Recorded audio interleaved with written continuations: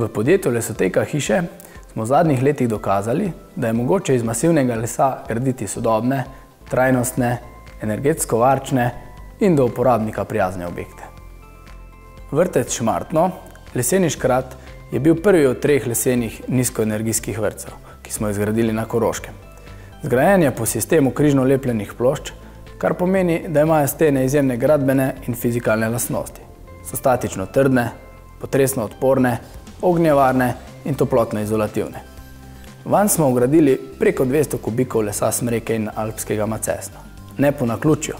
Masivni les namreč dokazano zagotavlja najkakovostnejšo bivalno klimo, kar je, ko gre za naše najmlajše, še kako pomembno.